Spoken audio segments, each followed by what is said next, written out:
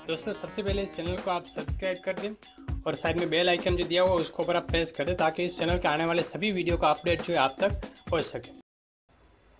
नमस्कार दोस्तों, ज्ञान विज्ञान में आप सभी का स्वागत है। हमारा प्रयास रहता है कि भारत निर्माताओं के जीवन को आपके सामने लाने का, और इसी तरह आज जो है हम एक छोटा सा प्रयास कर रहे हैं स्वामी दयानंद सरस्वती के जीवन को संक्षिप्त में उसके बाद जीवन को आपके सामने लाने का। स्वामी दयानंद सरस्वती क्रांतिकारी समाज सुधारक थे और महर्षि दयानंद का जन्म 12 फरवरी 1824 के रोज़ मोरबी में हुआ था। उनका बचपन का नाम मूळशंकर तिवारी था। एक दिन सत्य की खोज में मूळशंकर घर से निकल गए। चलते चलते नर्मदा तट पर आए, परमहंस परमानंद जी के पास वेदांत का न्यास किया और बाद में दंडी स्वामी के परिचय में आए और द्वारका संघ में शामिल हुए। वहाँ से मूळशंकर ने दीक्षा ली और स्वामी दयानंद नाम प्राप्त किया और मात्र 1 साल तक धर्मशास्त्र का अध्ययन किया। गुरु की खोज में गुजरात छोड़कर काशी गए और वहाँ योगाभ्यास किया और बाद दृढ़ मनोबल के साथ हिमालय के अंदर तपस्या की। महर्षि दयानंद स्वामी दिव्य चेतना के स्वामी बन गए थे, लेकिन आत्मकल्याण के साथ देश की हालत, धर्म का पतन, दंभ, पाखंड इत्यादि देश में से कैसे दूर करे, ये व्यथा हमेशा रहती थी। संस्कृति के उद्धार के लिए उन्होंने कठोर परिश्रम किया। उसको कैसे बचाना, ये विचार हमेशा उनका रहता था। मूर्ति पूजा का विरोध, विधवा विवाह समर्थन, हरिजनों का यज्ञोपवीत, पशु बलि का विरोध, बुर्खा प्रथा का विरोध, परज्ञातीय लग्न इत्यादि का उन्होंने चिंतन प्रकट किया और इसने बाद में ब्रिटिश शासन, इस्लामिक, ख्रिस्ती धर्म संस्कृति पर उनका जो आक्रमण है और हिंदू धर्म के परिवर्तन के बीच में आने वाले सांप्रदायिक जो बल है उनके सामने उन्होंने मोर्चा खोल दिया और उसके बाद 1875 के अंदर आर्य समाज की स्थापना की। तो ये स्वामी जी का जीवन के अंदर ये मुख्य भूमिकाएं रही थी। स्वामी जी बहुत उदार स्वभाव के थे। उनको जेल देने वाले एक ब्राह्मण को भी माफ़ कर दिया और कहा कि अगर दुष्ट अपनी दुष्टता नहीं छोड़ता तो हमें भी अपनी श्रेष्ठता नहीं छोड़नी चाहिए। उन्होंने वेदों की सत्ता को सर्वोपरि माना। स्वामी जी ने कर्म सिद्धांत, पुनर्जन्म, ब्रह्मचर्य और संन्यास को अपने दर्शन के 4 स्तंभ बताए। उन्होंने ही 1876 में स्वराज्य का नारा दिया, जिसे लोकमान्य तिलक ने आगे बढ़ाया था।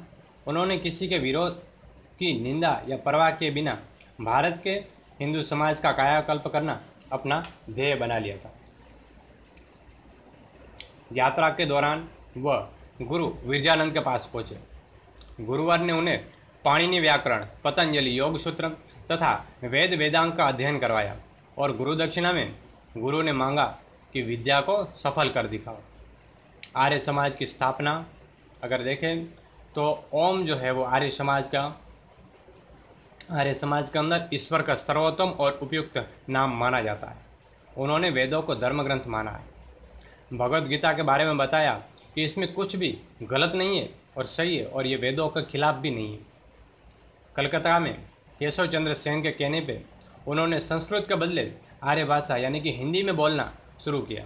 1876 10 अप्रैल को स्वामी जी मुंबई पधारे और वहीं उन्होंने आर्य समाज की स्थापना की। स्वामी दयानंद जी हरिद्वार पहुंचकर पहाड़ी के एकांत स्थान पर अपना डेरा जमाया और वहीं पे 5 ऐसे व्यक्तियों से मुलाकात की जो आगे चलकर सन 1857 की क्रांति के कर्णधार बने। ये 5 व्यक्ति थे नाना साहेब, अजीमुल्ला खां, बाला साहेब, दाता तोपे, बाबू कुंवर सिंह। और इस आवाज़ को पहुंचाने के लिए रोटी कमल की योजना तैयार की और इस संपूर्ण विचार विमर्श में प्रमुख भूमिका स्वामी दयानंद जी की थी। सन 1857 की संपूर्ण क्रांति में राष्ट्रीय नेता दयानंद जी के निरंतर संपर्क में रहे। 1857 के 2 साल बाद स्वामी जी विरजानंद को अपना गुरु बनाया था। ये क्रांति खत्म होने के बाद 2 साल बाद स्वामी दयानंद जी विरजानंद से मिले थे और बाद में उनका जो अभ्यास जो था वो शुरू हुआ था।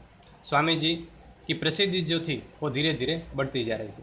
हालांकि 1857 में उतनी सफलता नहीं मिली थी, फिर भी अंग्रेज जो है वो बौखला गए थे।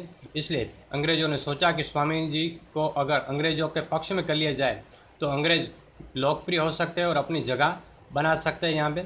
इसलिए 1873 में कलकत्ता में लॉर्ड नॉर्थब्रुक से मुलाकात करवाई गई, लेकिन स्वामी जी ने कठोर शब्दों में ना कर दी और बाद में